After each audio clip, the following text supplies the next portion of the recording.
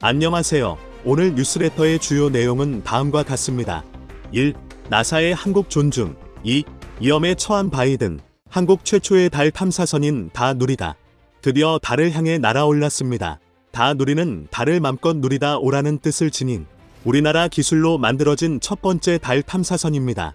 또한 세계에서 7번째로 달 탐사국 반열에 오르게 한 자랑스러운 이름이기도 합니다. 다 누리는 앞으로 장장 4개월 반, 137일에 이르는 긴 여정 끝에 달 궤도에 도착하게 됩니다. 그리고 1년 동안 달 상공 100km 궤도를 돌면서 달 표면이나 내부 정보를 위한 임무를 완수하게 되는데요. 이 결과에 따라 2025년 이후에 있을 유인 달 탐사 계획인 아르테미스의 착륙 후보지가 결정될 만큼 다 누리의 역할은 막주마다 할 수 있습니다. 그런데 달 탐사에 열을 올리는 것은 우리 한국뿐만은 아니었는데요. 전 세계 자원을 독점해 무기화하겠다고 설치던 중국 또한 우주 사업에 천문학적인 돈을 쏟아부으며 국가 사업으로 덩치를 키우고 있는 상황입니다. 중국이 이쪽 분야에서까지 설치게 된 이유는 달의 엄청난 경제적 가치 때문이라 할 수 있는데요. 달에는 중국이 침을 줄줄 흘리던 히토류 등 전 세계 국가를 들었다 놨다 할 수 있는 엄청난 자원이 매장되어 있다고 알려져 있습니다. 이에 따라 속은 간장 종지보다 작으면서 대국 굴기 놀이에 빠진 중국이 온갖 굴기란 굴기는 다 엮어대다 이제는 우주 굴기를 외치며 마구잡이로 우주의 발사체를 쏴대고 있습니다. 과연 우리 하늘 저 위에서는 무슨 일이 벌어지고 있는지 자세히 알아보도록 하겠습니다. 다 누리기 드디어 달을 향한 여정을 떠났습니다. 지난 5일 오전 8시 8분 미국 현지 시각 8월 4일 밤 7시 8분 미국 캘리포니아주에 있는 케이프 커네버럴 우주군 기지에서 미국 스페이스X의 펠콘 9 발사체를 이용해 힘차게 하늘로 올라갔는데요. 우리 국민들은 부디 그 이름처럼 달을 맘껏 다 누리고 오길 바라는 마음으로 숨죽여 지켜봤습니다. 사실 다 누리의 원래 발사 예정일은 지난 3일이었는데요. 발사체인 펠컨 9의 추가 점검이 이루어지면서 한번 연기된 적이 있습니다. 하지만 이번에는 정상적으로 발사돼 무사히 교신도 마쳤습니다. 이로써 지난 누리호 발사에 이어 달 탐사선마저 성공하자 전 세계는 한국을 향해 놀라움을 감추지 못했는데요. 짧은 시간 안에 괄목한 성장을 이뤄낸 한국의 항공 우주 기술 발전에 혀를 내둘렀습니다. 이렇게 지구를 떠난 다 누리는 장장 4개월 반이란 시간을 건너야 달 궤도에 진입하게 됩니다. 여기서 잠깐 의문을 가질 분들이 계실 겁니다. 50여 년 전 달에 간 아폴로 11호도 사흘 만에 달에 도착했다던데 어째서 다 누리는 이렇게 오래 걸리지 싶을 텐데요. 여기에는 이유가 있습니다. 이는 달로 가는 항로가 다르기 때문인데요. 달로 가는 방법에는 크게 달까지 바로 직진해 가는 직접 전이 궤도와 지구 궤도를 돌면서 고도를 차츰차츰 높여서 달 궤도에 진입하는 위상 전이 궤도, 그리고 BLT, 탄도 형달 전이 궤도 방식이 있습니다. 다 누리게 택한 방식은 이 중에 BLT 궤도로 지구와 태양 등 천체가 끌어당기는 힘을 이용해 에너지 소모를 최소화하는 방식을 말합니다. 하지만 단 1도만 방향이 틀어져도 600km의 오차가 발생하는 만큼 고도의 기술이 필요한데요. 그런데도 달까지 가는 30만 사, 4배나 먼 최대 156만 km를 돌아가야 하는 번거로움을 택한 이유는 무게 때문입니다. 다 누리 본체의 무게는 원래 550kg인데요. 여기에 120kg 상당의 나사 섀도우캠 음영 카메라 이 함께 딸려가기 때문입니다. 섀도우캠은 빛이 닿지 않는 달의 극지방 지역을 촬영하는 특수 카메라로 유인 탐사 착륙에 적합한 후보지를 탐사하는 중대한 역할을 담당합니다. 다 누리기로 해야 할 일은 또 있습니다.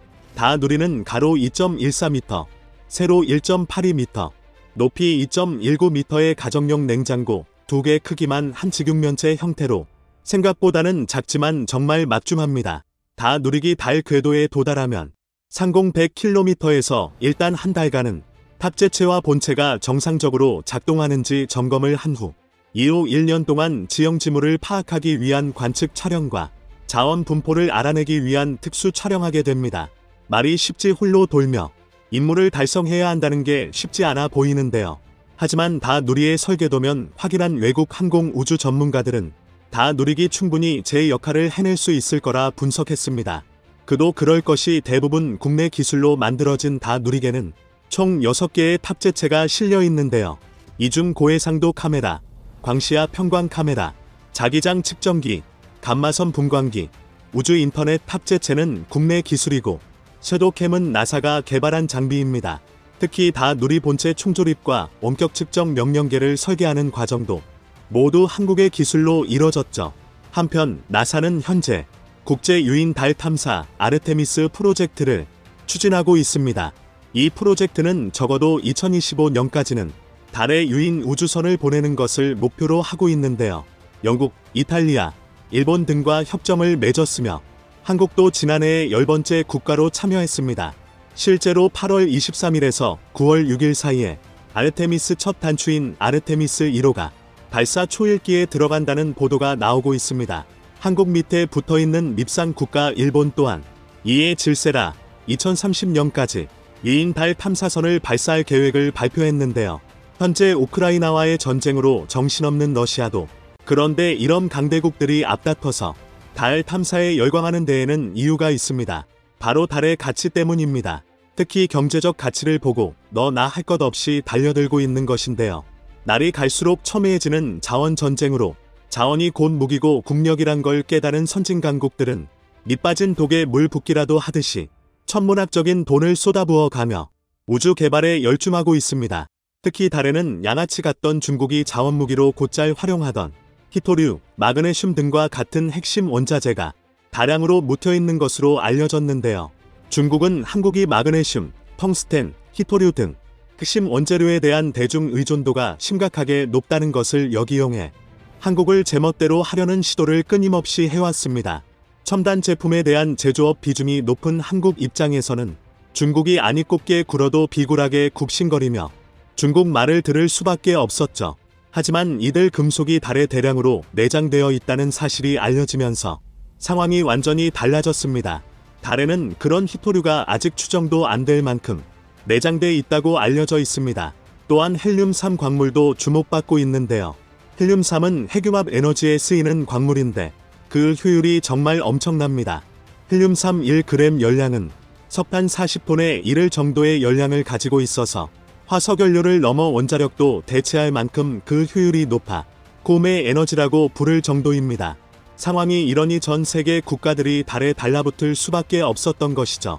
실제로 미국의 다국적 금융회사인 모건 스탠리는 전 세계 우주산업 시장 규모가 2020년 3달러에 그쳤다면 2040년에는 무려 1조 달러에 육박할 것이라고 전망했습니다. 그만큼 달에 있는 자원을 선점하기 위해서 세계 각국은 달 유인기지 건설에 총력전을 펼칠 것이라는 의미인 거죠. 그런데 사실 중국은 다른 강대국에 비해 대체로 늦게 우주 탐사에 뛰어든 나라입니다. 하지만 막대한 자금을 바탕으로 미국을 바짝 뒤쫓고 있는데요. 2019년 무인 탐사선인 창어 4호를 달 뒷면에 보내서 달 뒷면을 탐사하는 쾌거를 이루기도 했죠. 또 2020년에는 창어 5호로 달의 토양을 채취하기도 했는데요. 무엇보다 독자 우주정거장 탱궁이 내년에 완공을 앞두고 있습니다. 또한 앞으로는 달 표면의 원자력을 동력으로 사용하는 달 기지 건설도 계획하고 있는 것으로 전해졌는데요. 우주 개발의 진심이라는 생각보다는 뭔가 무서운 집착이 느껴질 정도입니다. 아닌 게 아니라 중국은 중국다운 면모를 이번에도 보여줬습니다. 중국은 그동안 강대국이 되는 지름길이라도 되는 양 대국굴기라는 이름으로 무식하게 힘만 키워왔습니다. 그래서 탐욕을 부리며 자동차, 반도체, 해상, 원전 등등 굴기라는 단어를 붙여서 중국이 뭐든 최고가 되어야 한다고 강요를 해왔죠. 그런데 이번에는 우주 굴기를 외치며 미친 듯이 우주 탐사에 열을 올렸는데요. 중국이 그 어떤 나라보다 우주 탐사에 열을 올리는 이유도 당연히 달에 있는 자원을 먼저 가서 선점하려는 의도였습니다. 달에 있는 자원을 중국이 독식한다면 미국을 비롯한 선진 강국들을 단숨에 앞지를 수 있을 것이라 판단했던 것이었죠. 실제로 1967년 우주법에 따르면 달에 대해서는 특정 국가가 소유할 수 없게 규정해 놨지만 자원 채취에 관해서는 규정된 것이 없습니다. 따라서 누가 먼저 깃발을 먼저 꽂느냐에 따라서 주인이 바뀌는 상황이다 보니 눈이 벌게질 수밖에 없는 것입니다. 그런데 더욱 심각한 문제는 따로 있습니다. 러시아가 과거 냉전을 종식하면서 미국과 서방과의 협력을 다지면서 추진했던 국제우주정거장 ISS에서 탈퇴하고 독자적으로 우주정거장을 만들겠다고 선언을 한 것입니다. 만약 러시아가 2024년 ISS를 탈퇴해서 ISS 운영이 종료되면 새로운 우주정거장이 건립되기 전까지는 중국의 탱국만이 남게 되는데요. 소식을 들은 항공우주 전문가들은 국제 깡패 중국의 우주정거장만 남게 된다면 중국이 우주정거장을 얼마든지 군사용으로 활용할 수 있다는 분석을 쏟아냈습니다. 그도 그럴 것이 국제우주정거장 같은 경우는 복수의 국가가 연합해서 만든 것인 만큼 서울을 견제하느라 다른 마음을 품기 어려웠는데요. 단일 국가가 그것도 중국이 제작한 우주정거장인 만큼 이는 가능성이 높게 점쳐지고 있습니다. 만약 실제로 중국이 우주정거장을 군용으로 사용하게 되면 기존 군사위성보다 더 거대하고 정밀한 첩보위성 역할을 하게 되는 꼴이 되는데요. 뿐만 아니라 다른 나라 위성을 요격하는 무기로도 사용될 수 있다는 분석이 있습니다. 지금 지구라는 땅에서 저지르는 중국의 만행을 보면 충분히 예상할 수 있는 일인데요. 지구에서도 모자라 달에 있는 자원을 독차지하려는 야욕은 물론 전 세계를 자신의 발밑에 두고 굴복하려 하는 중국의 야욕이 걱정스럽기만 합니다. 중국의 이 같은 횡포를 막기 위해서라도 우리 다 누리의 활약이 몹시 중요해졌는데요. 비록 한국이 중국보다 우주 개발에 늦었다는 야유를 듣고 있지만 전 세계 전문가들은 한국의 성장세에 주목하고 있습니다. 한국은 첨단 장비를 다루는데 천부적이며 손재주가 좋아 믿을 수 없을 정도로 성장한다며 기겁하는 중인데요. 지금쯤 달을 향해 더디지만 가고 있을 다 누리기. 마지막에는 반드시 달의 주인이 되길 바라며 미국 인플레이션 감축법 IRA 영향으로 현대차 그룹이 큰 피해를 볼 것으로 예상되는 가운데 북미 전기차 배터리 시장에서는 한국 업체 비중이 70% 가까이 될 것이란 전망이 나왔습니다. 뿐만 아니라 IRA의 가장 큰 피해자로 지목된 현대차그룹이 내년 미국 시장에서 예상외의 선전을 거둘 것이라는 예측이 나오면서 한국 전기차 산업을 견제하려던 미국의 계획은 물거품이 되고 있습니다. SNE 리서치는 IRA 발효 전 LG에너지솔루션 이하 LG에너지솔루션, SK온, 삼성 SDI 등 국내 3사의 북미 내 배터리 생산 능력이 2025년 280GWh가 될 것으로 내다봤었습니다. 이는 북미 전체 배터리 생산 능력 526GWh의 53.2%입니다. 그런데 미국에서 지난 8월 IRA에 발표되면서 전망을 수정했습니다. 중국을 배터리 공급망에서 배제하려는 IRA에 추진되면서 전 세계 배터리 시장 1위 업체인 중국 CATL이 북미 투자 계획을 철회했기 때문입니다. CATL은 미국 대표 완성차 업체를 공략하기 위해 북미 지역 공장 건설을 추진해 왔습니다. 당초 미국의 배터리 공장을 지으려고 했으나 미-중 관계를 고려해 미국과 멕시코에 분할 투자하는 방안을 고려해 왔습니다. 그러나 아예 투자 계획을 철회하면서 한국 기업의 기회가 다가왔습니다.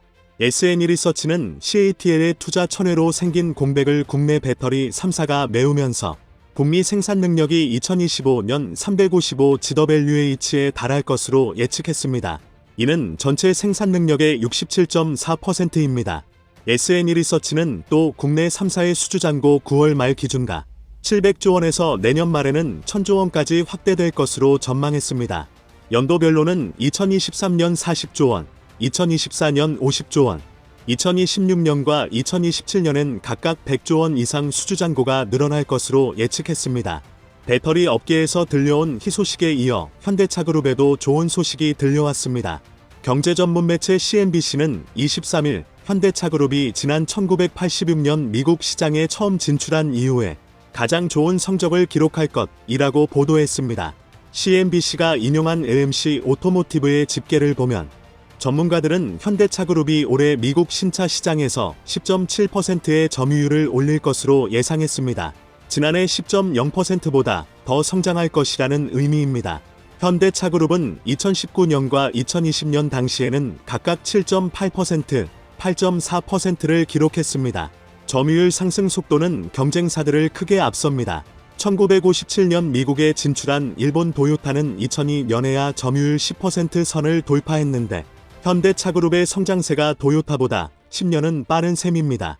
이런 성장의 기반에는 역시 전기차가 있습니다.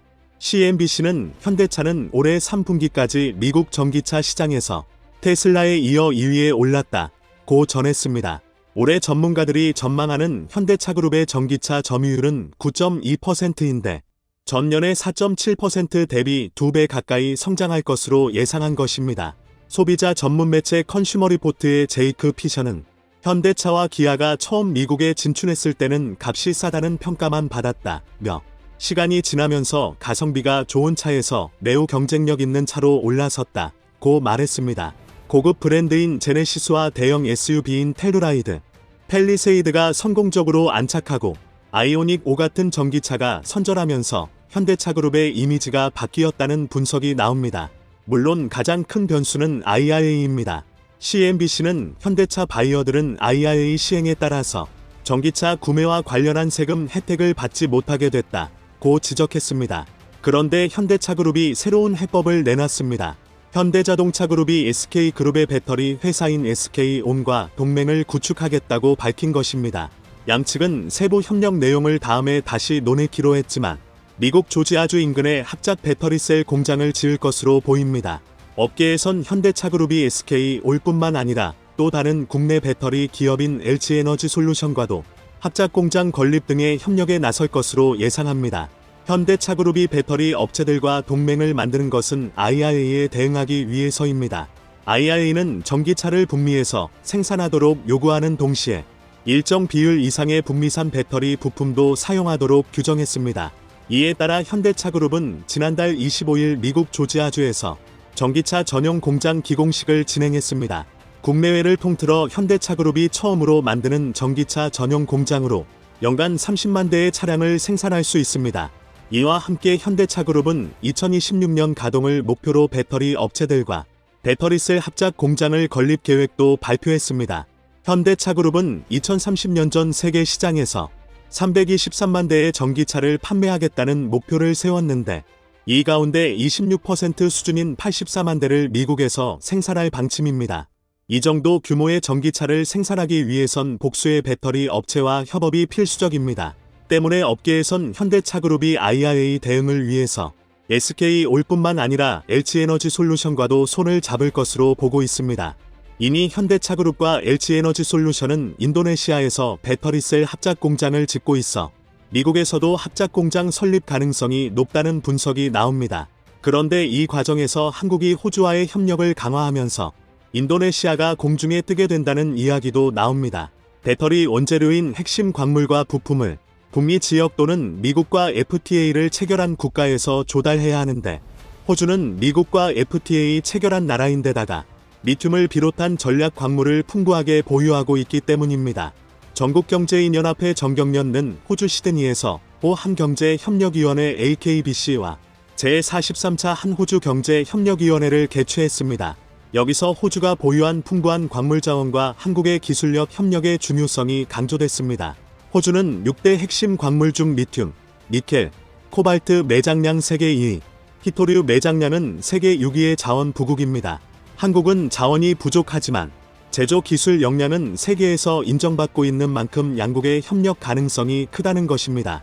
이와 관련해 포스코 홀딩스는 미, 중 갈등과 환경적 이슈로 중국산 배터리 공급망의 경쟁력 약화 가능성이 있다며 한국은 전 세계 전지 소재 분야에서 중국을 대체할 수 있는 가장 강력한 대안이므로 호주의 핵심 광물과 한국 기업의 기술력 협력 가능성은 매우 높다고 했습니다. 직전 호주는 인도네시아와의 협력도 고려한 것으로 알려졌습니다. 인도네시아 발리에서 열린 G20 정상회의를 앞두고 인도네시아 상공회의소 KADIN 회장이자 에너지 대기업 인디카 에너지의 회장인 아르 자다지 드는 매체 인터뷰에서 호주가 인도네시아 전기차 산업에 잃어버린 연결고리라며 앤서니 엘버리지 이 문제를 놓고 인도네시아와 협의에 들어갈 것이라고 말했습니다. 나지들 회장은 인도네시아의 기업, 투자 책임자들이 최근 몇 주 동안 호주를 찾아 리튬 광산 투자를 비롯해 전기차 배터리 핵심 광물 재련 등의 협력 방안을 논의했다고 말했습니다. 그는 만약 호주와 인도네시아가 함께 일할 수 있다면 양국은 전기차 배터리의 최대 글로벌 공급망이 될 수 있을 것이라며 인도네시아는 호주 리튬 광산 투자에 매우 진지하다라고 말했습니다. 이와 관련해 호주도 최근 인도네시아와의 교역 투자 증진을 정부 의제로 삼고 지난 12일 니콜라스 무어 전 맥쿼리 은행장을 동남아시아 특사로 임명하기도 했습니다. 인도네시아는 세계 최대의 니켈 매장국이며 코발트나 흑연도 대량 보유하고 있습니다. 배터리 핵심 광물들을 대거 보유하고 있어서 두 나라가 협력하면 전 세계 배터리 시장을 좌우할 수 있을 것이라는 기대였습니다. 바흐르 라 하탈리아 인도네시아 투자부 장관도 최근 파이낸셜 타임스 FT와의 인터뷰에서 전기차 배터리 광물 공급자들을 위해 오펙과 같은 국제기구를 만들 것을 제안하기도 했습니다. 배터리 핵심 광물들로 카르텔을 형성해 높은 가격을 안정적으로 유지한다는 전략입니다. 그러나 인도네시아의 경우 미국과 FTA를 맺고 있지 않기 때문에 사실상 IRA에 대응할 수 있는 능력이 전혀 없습니다. 배터리계의 오펙을 만들겠다는 인도네시아의 꿈은 IRA에 있는 한 불가능한 것이나 다름없습니다. 미국이 IRA를 통해 직접 겨냥한 한국이지만 오히려 우리 기업들의 동맹을 통해서 미국 전기차 시장에서 지배적인 영향력을 키울 수 있을 전망입니다. 우리의 노력으로 한국산 전기차가 미국 곳곳을 달리는 모습을 볼 수 있기를 기대해봅니다.